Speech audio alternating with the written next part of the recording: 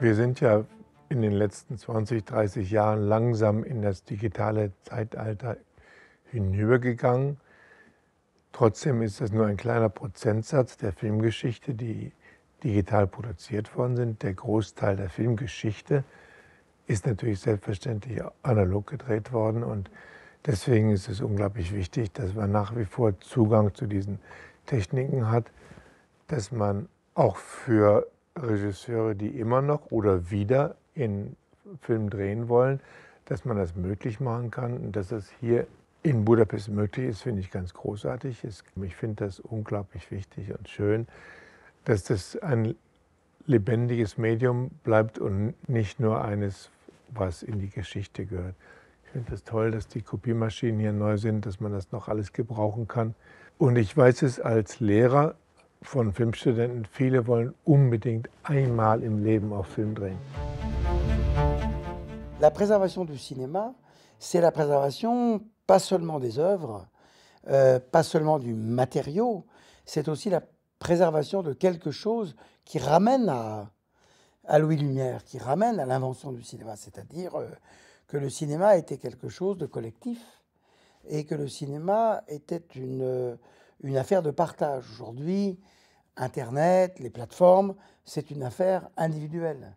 Je pense que le cinéma ne disparaîtra pas, mais qu'il faut quand même se battre pour le préserver et éduquer les jeunes générations pour avoir le plaisir, pas comme un plaisir coupable, pas comme un plaisir nostalgique, mais comme réellement quelque chose de différent, qui a la même force qu'il y a 100 ans, qui a la même force qu'il y a 40 ans, avant l'invention d'Internet ou des plateformes. Et donc, je crois que plus ça va, et plus ça deviendra important. Si les politiques en sont convaincus, si les enseignants en sont convaincus, si les familles en sont convaincues. Et du coup, ça ramène ensuite aux œuvres, parce que la manière dont on a créé des œuvres dans les années 30, dans les années 40, dans les années 50, et même au temps du cinéma muet, avec cette sorte d'innocence qu'il n'y a plus aujourd'hui, puisqu'aujourd'hui les images sont toutes truquées, manipulées, c'est important de voir ça. C'est important de voir ça. Et je crois qu'il ne faut pas penser que la préservation, les archives et les cinémathèques sont une chose du passé. C'est une chose qui va devenir de plus en plus importante à l'avenir.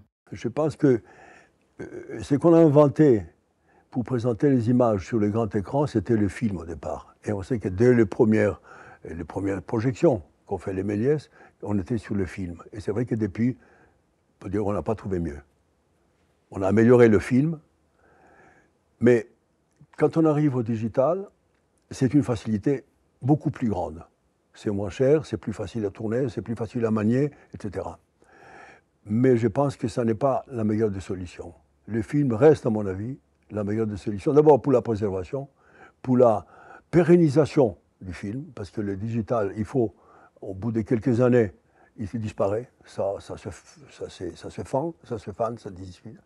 Tandis que on a la preuve maintenant, on a trouvé des films, on a ouvert des boîtes à la Cinémathèque française qui dataient de 1922, quelque chose comme ça, qu'on ne les avait jamais ouverts, et le film était parfait. On a même pu le projeter d'une manière parfaite. Voilà. Le seul problème, c'est que c'était du film nitrate et que c'était dangereux de... Mais à part ça, le film reste toujours, et le grand écran reste essentiel pour les œuvres cinématographiques.